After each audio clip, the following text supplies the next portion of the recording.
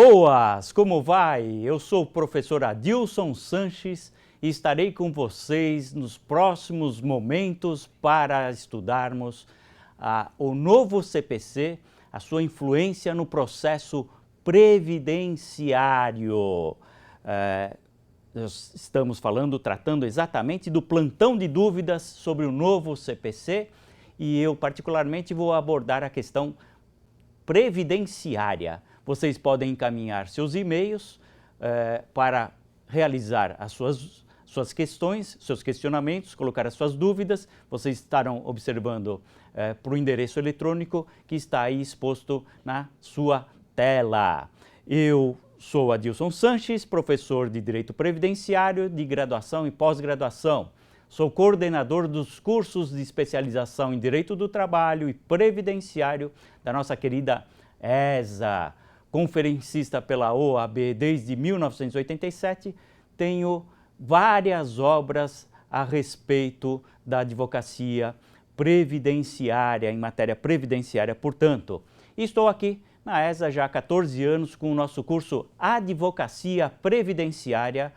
No próximo semestre e outros nós estaremos esperando a sua participação e pela sua atenção eu agradeço. Mas vamos lá, vamos verificar quais são as dúvidas. Lembro que é um plantão de dúvidas, lembro a todos que desejarem dirimir ou discutir, debater o novo CPC, encaminhe suas dúvidas para nós, teremos a maior satisfação em poder discutir a respeito.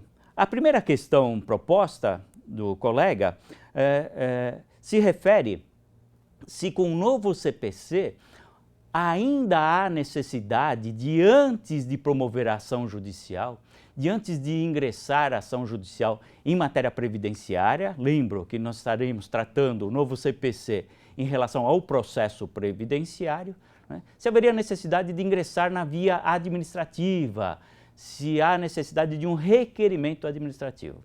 Primeira colocação. Existe um processo previdenciário. Talvez não exista com esse nome, talvez não tenha um código próprio, mas existe um processo previdenciário. E a maior prova da existência do processo previdenciário é justamente a possibilidade de requerimento de tutela provisória contra a União, propriamente contra o INSS, o Instituto Nacional do Seguro Social, que é o gestor, em matéria previdenciária. Não se admite contra a Fazenda Pública, mas em matéria previdenciária se admite. O Supremo já definiu essa questão e essa é uma do que eu digo da existência do processo previdenciário. Outra prova da existência desse processo contido previdenciário é que no Juizado Especial Federal, todos sabemos, é notório, a grande parte das ações movidas são de natureza previdenciária, que revela quase a existência de um órgão próprio, não é? De um sistema próprio, embora não seja, é bem verdade. De todo modo, voltando à questão que também contribui para a gente concluir que existe um processo previdenciário, é a da necessidade ou não de se percorrer a via administrativa antes de se ingressar com a ação.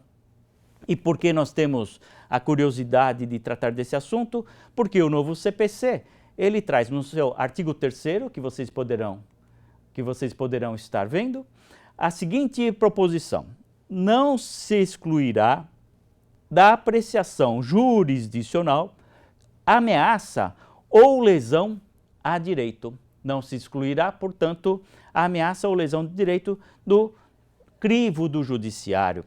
Ora, se isso é uma verdade, num primeiro momento eu posso interpretar com muita tranquilidade que não há necessidade de me submeter ao requerimento administrativo, à via administrativa, ao caminho prévio antes, portanto, da ação judicial. De todo modo, apesar dessa definição do texto do CPC, é uma matéria já superada. Por quê? Porque, como vocês já ouviram de outros professores e já estudaram o tema, o novo CPC ele trouxe alguns preceitos constitucionais para si, não é? Ele se apoderou de algumas situações já contidas no texto constitucional, entre as quais essa né, entre as quais a possibilidade de mover uma ação independentemente de qualquer outra circunstância, como um direito consagrado. Né? Desse modo, não podemos concluir que não há nenhum arranhão à jurisprudência sedimentada a respeito.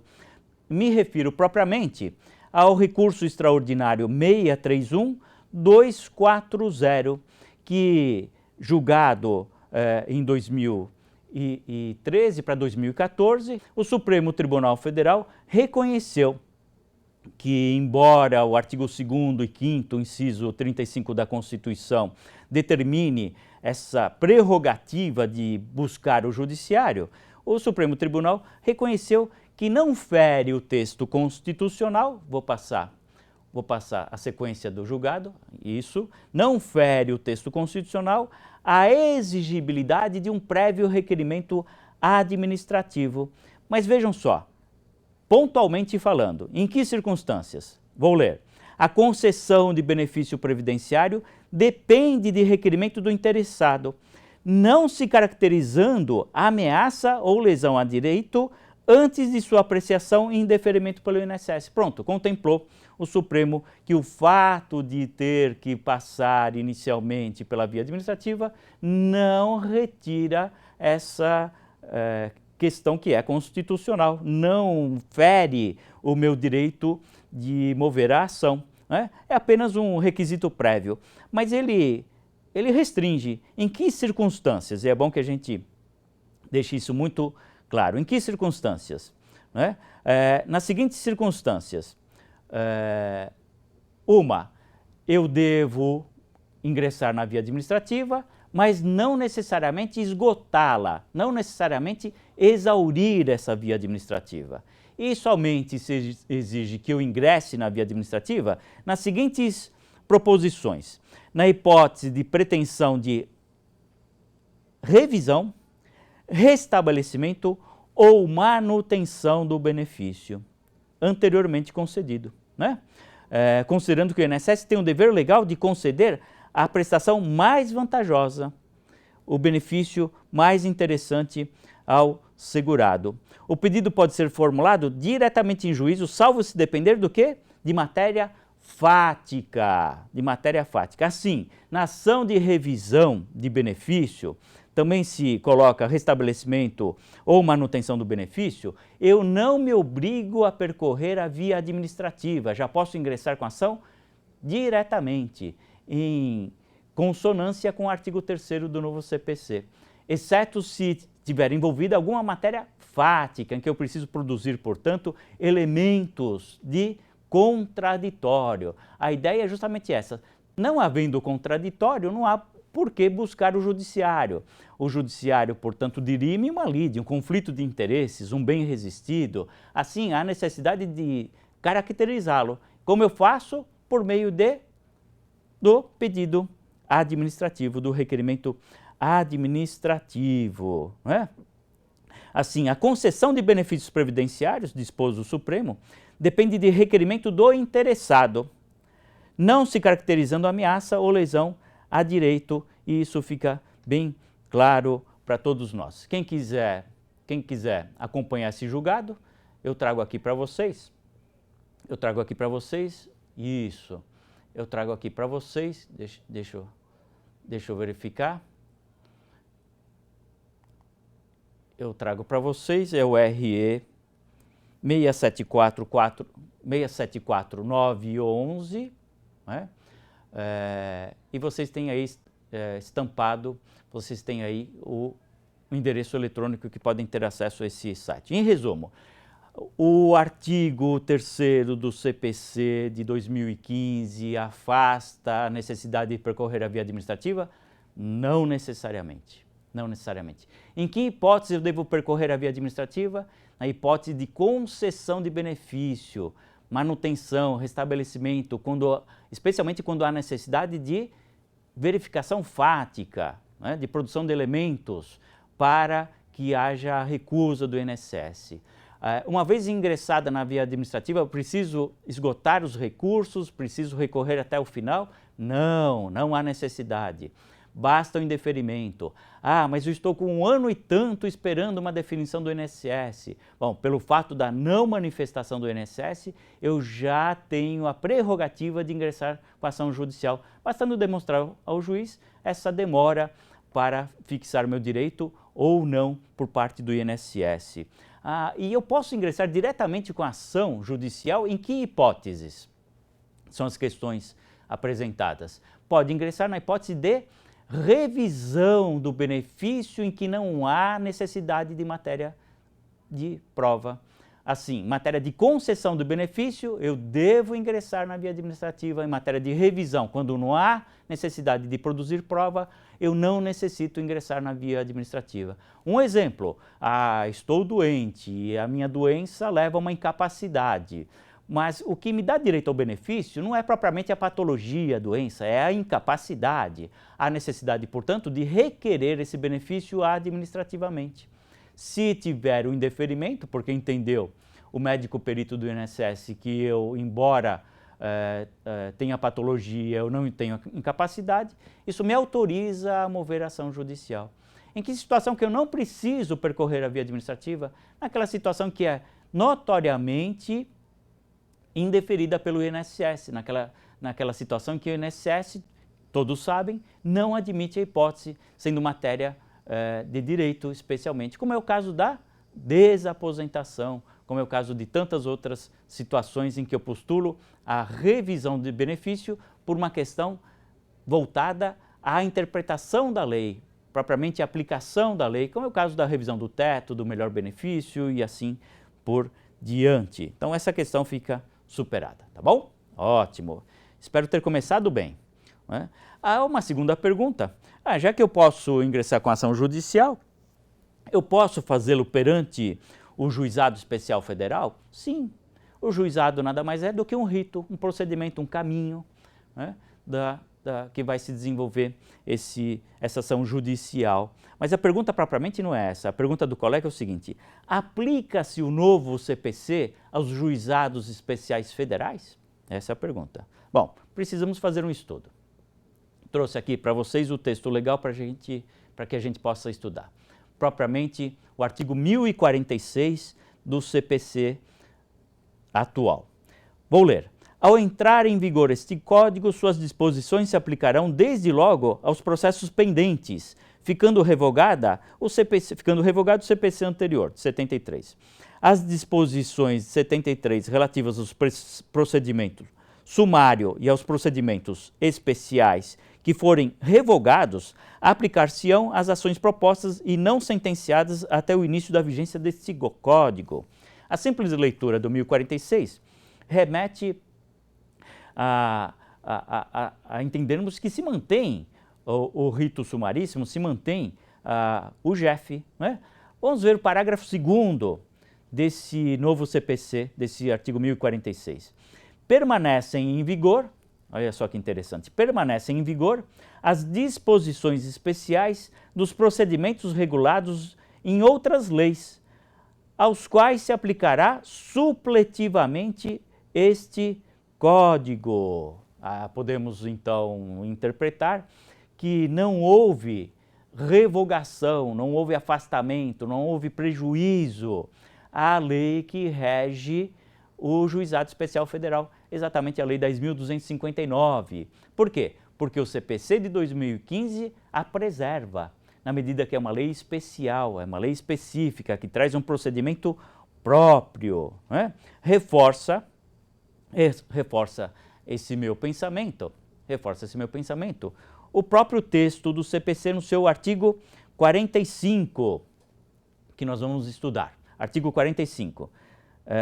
Tramitando o processo perante outro juízo, os autos serão remetidos ao juízo federal competente se nele intervier a União, suas empresas públicas, entidades autárquicas e fundações, ou Conselho de Fiscalização da Atividade Profissional, na qualidade de parte ou de terceiro interveniente, exceto as ações, exceto as ações de acidente do trabalho e aquelas sujeitas à justiça do trabalho. Então, também o novo CPC especifica, né, acidente do trabalho e aquelas pertinentes ao processo do trabalho, propriamente a Justiça do Trabalho, artigo 114 da Constituição, terão um encaminhamento próprio, Resta, então, verificar, e aí, pessoal, eu diria para vocês, estamos num campo muito nebuloso, não é? De muitas dúvidas, de discussões, de interpretações diferenciadas, de posicionamentos também não uniformes. De modo que nós temos dois caminhos interessantes para percorrer. Um deles é o conhecimento dos enunciados FONAGEF, que é o Fórum dos Juízes Federais. Eles se reúnem e decidem a respeito de alguma coisa e transformam isso num enunciado, né? De modo que a gente tem já antecipadamente o conhecimento da posição de juízes ligados ao JEF, o nosso querido JEF, acerca de um outro entendimento, de uma outra situação, não é? Isso ocorreu também com a Associação dos Magistrados Federais pela escola, não é? Assim nós temos essas duas vertentes, algumas manifestações por meio do JEF, algumas manifestações por meio dos magistrados federais, que é da Infam e do FONAGEF, respectivamente, FONAGEF e Infam. Contudo, o dia a dia já nos tem mostrado que isso não é perene, que isso não é absoluto, que isso não é indiscutível, né? Quero dizer para vocês que recebi outro dia uma decisão em que o juiz manifestava o seguinte: quero observar que este juízo entende que os prazos no Juizado Especial Federal são contados em dias corridos. Ele deixou lá, manifestou na sua própria decisão, contrariamente ao que se entendeu por meio desses institutos mencionados, que os prazos seriam em dias úteis. Então, o mínimo que a gente pode fazer é ter precaução, muita cautela. A cautela revogada foi do novo CPC, mas para nós ela continua. Muita cautela, muita precaução, até que se sedimente toda essa gama de situação, todo esse questionamento, né? Voltando, há um enunciado FONAGEF, o número 151, que dispõe: o CPC de 2015 só é aplicável nos juizados especiais naquilo que não contrariar os seus princípios norteadores e a sua legislação específica. Vejam só que interessante. Chegamos à conclusão que há um posicionamento em que se admite a aplicação do CPC. Mas como eu vou aplicar o CPC se na verdade eu tenho uma lei própria, a 10.259? Aliás, uma lei que remete o seu intérprete a uma outra lei, a 9.099, do juizado, o famoso JEC, do juizado estadual, né? E encontramos aí um terceiro diploma jurídico. Como lidar com isso? Há quem já está sustentando que a regra, e eu digo em relação ao juizado, que a regra é a seguinte: eu aplico a 10.259. Na inexistência de dispositivo legal, eu posso aplicar, né, supletivamente ou subsidiariamente a Lei 9.099 do Juizado Especial Civil. E se ainda assim eu não encontrar a solução para aquela situação, cabe-me buscar no novo CPC essa definição. Há, portanto, segundo algumas pessoas, alguns doutrinadores, uma ordem preferencial, primeiro a 10.259, depois 9.099 e por último o CPC, né? Há uma ordem preferencial. Eu não compartilho desse pensamento. Acredito que não deva existir uma hierarquia entre os três diplomas, questão de toda a polêmica, mas que me parece que essa busca não é 100% das vezes necessária, né? Eu posso me socorrer logo ao CPC. E quero mencionar a questão da atribuição de valor à causa, em que se discutia a aplicação da 10.259 ou do antigo artigo 260 do CPC, né, do CPC de 73. né? Se chegou à conclusão que se aplica o 260 e nem em sombra, nem próximo chegou a debater se eu deveria buscar isso ou não na lei do juizado especial cível, até porque alguém vai dizer, não há uma previsão para tanto, né? Portanto, já também respondendo uma pergunta, se há hierarquia entre esses 3 diplomas, eu diria para vocês, não há hierarquia entre esses 3 diplomas no meu modo de entender. Uma outra questão, quando eu aplico supletivamente e quando eu aplico subsidiariamente, de certa forma já encaminhei essa discussão, né? Encontramos no novo CPC um dispositivo que trata do tema, é o artigo 318. Aplica-se a todas as causas o procedimento comum, salvo disposição em contrário deste código ou de lei. Parágrafo único. O procedimento comum aplica-se subsidiariamente aos demais procedimentos especiais e ao processo de execução. Portanto, se respeitou a legislação especial, mas se determinou a aplicação do novo CPC de forma subsidiária, né? Vamos lá, supletiva, não há previsão, aplica o CPC. Subsidiário, há alguma previsão, mas eu vou aplicar para completar a minha posição jurídica a respeito do tema, vou aplicar de forma subsidiária. Eu poderia até dizer para vocês, sem receio, que trato de forma supletiva em ambas as hipóteses, o supletivo é o gênero e enfim. Uma coisa ou outra, o fato é que o próprio CPC, na sua redação atual, determina essa aplicação supletiva ou subsidiária para legislações especiais. De modo que eu concluo, eu aplico o CPC para o Juizado Especial Federal? Sim, de forma supletiva ou subsidiária. Eu aplico o CPC para o rito ordinário, para situações comuns? Sim, porque é o único diploma que vai reger essa relação de conflito previdenciário. Perfeito? Ótimo. Então já vimos 2 questões importantes. Vamos para uma terceira questão. Houve alteração, professor Adilson, da competência em matéria previdenciária? Vamos estudar. Remeto todos ao artigo 42. Né? As causas cíveis serão processadas e decididas pelo juiz nos limites de sua competência, ressalvado às partes o direito de instituir juízo arbitral na forma da lei. O artigo 42, de alguma forma, encaminha o assunto.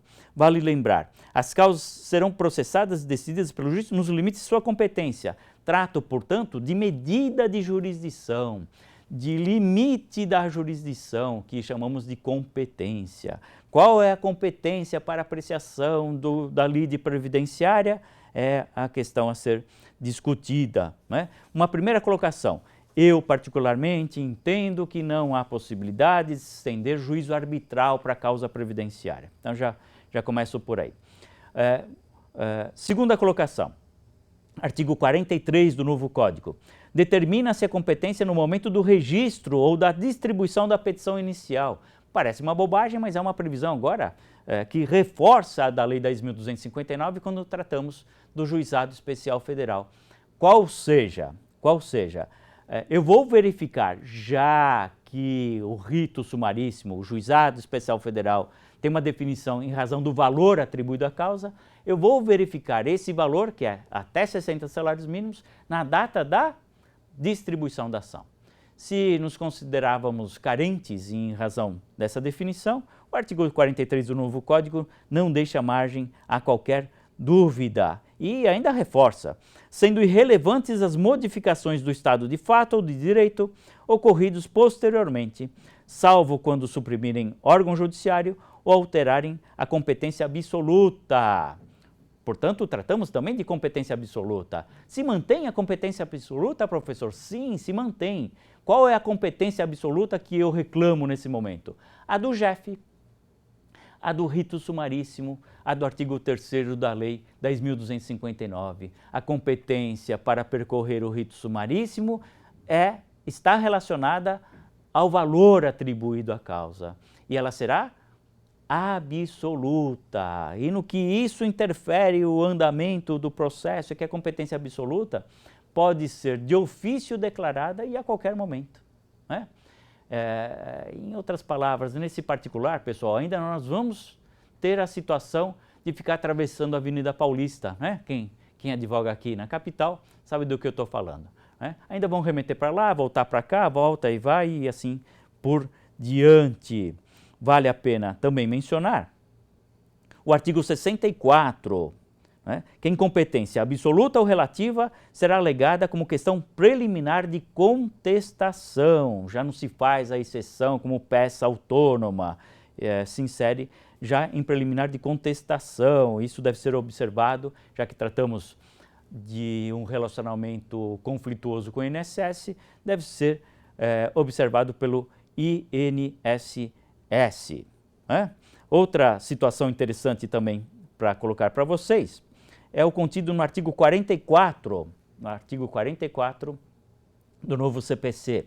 Obedecidos os limites estabelecidos pela Constituição, a competência é determinada pelas normas previstas neste Código ou em legislação especial, pelas normas de organização judiciária e, ainda no que couber, pelas constituições dos estados. Portanto, pessoal, a Lei 10.259 foi prestigiada. O novo CPC não traz nada que venha a afastar a sua aplicação. Bom, em resumo, o novo CPC alterou a competência para a solução dos conflitos de natureza previdenciária? Resposta: não. Continuamos da mesma forma. Até porque a previsão é constitucional, né? Constitucional. O novo CPC trouxe para si alguns dispositivos, mas como nós vimos até agora, mas certamente o texto é constitucional. De modo que será competente toda vez que a União ou entidade autárquica participarem do polo da ação, do polo propriamente passivo da ação, será competente a Justiça Federal. Encontro isso aonde, professor? No artigo 109, inciso 1 do texto constitucional, né? Se houver envolvimento da relação de trabalho, ou seja, sem a participação do INSS, teremos por competência a Justiça do Trabalho. Está lá no artigo 114 da Constituição da República, reforçado pelo artigo que eu acabei de ler para vocês, o 45 do novo CPC. A previsão é constitucional. Mas na execução de sentença trabalhista, eu não trato de contribuições previdenciárias, o INSS não participa dessa relação? Sim, mas isso é exceção também prevista no texto constitucional, no artigo 114 que eu mencionei para vocês, né? Mas se a comarca não for de vara federal e eu quiser mover uma ação contra o INSS, eu devo fazer como? Também previsto no texto constitucional, artigo 109, parágrafo 3º. Moverei essa ação facultativamente, é um favor processual, numa vara civil, uma vara estadual, né? Daquela região que não tem vara federal, daquela comarca que não está servida por vara federal. Mas eu não quero mover na vara estadual, porque, sabe, possivelmente o juiz não trata de matéria previdenciária, talvez tenha alguma dificuldade, não tem outra forma? Tem. Pode ir até a capital do estado e aí mover a ação perante a Justiça Federal, o que nem sempre vai ser razoável, né? Especialmente em estados de grande tamanho, né? E se for na Justiça Estadual distribuir, eu prefiro então distribuir aqui na Justiça Estadual. Embora não tenha vara federal, vou distribuir na Justiça Estadual. E o valor atribuído é inferior a 60 salários mínimos. Distribuo no Juizado Especial Civil Estadual? Não, nunca.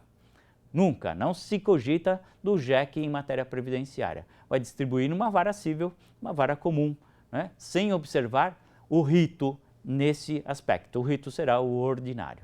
Mas se eu for para a capital distribuir como me faculta a lei, aí sim eu devo observar até 60 salários mínimos, Juizado Especial Federal, acima, rito ordinário, vara comum. Em São Paulo nós temos vários previdenciários. Mas se a matéria for um acidente do trabalho, como também previsto no artigo 45, agora mesmo mencionado. Se eu pretender um benefício decorrente de acidente do trabalho, em que o INSS se recusou a reconhecer o direito a essa prestação, eu devo mover ação na Justiça Estadual. Mas, professor, está envolvida uma autarquia federal, INSS. Não importa. Essa regra está contida também no artigo 109, inciso 1 da Constituição da República, chancelada pela súmula 15 do STJ. Se a matéria for acidentária, eu vou necessariamente, pessoal, não é uma faculdade, necessariamente eu vou distribuir a ação numa vara estadual. Se houver uma vara acidentária, é o caso aqui da capital, nós temos varas acidentárias. Portanto, esse regramento não mudou com o novo CPC, até mesmo porque encontramos no texto constitucional, sendo que o novo CPC trouxe algumas informações, algumas proposições para si, né? Mas não feriu, não mexeu, não modificou essa regra da competência. São as minhas primeiras palavras respondendo essas primeiras dúvidas em matéria do nosso plantão sobre o novo CPC, plantão de dúvidas sobre o novo CPC. São essas as questões a nós encaminhadas no nosso plantão sobre o novo CPC, hoje tratando de matéria previdenciária. Já, portanto, tivemos a noção de como encaminhar aquele litígio, de como distribuir aquela ação, de qual é o primeiro passo a ser oferecido. Voltaremos em outra oportunidade com novas questões. Muito obrigado.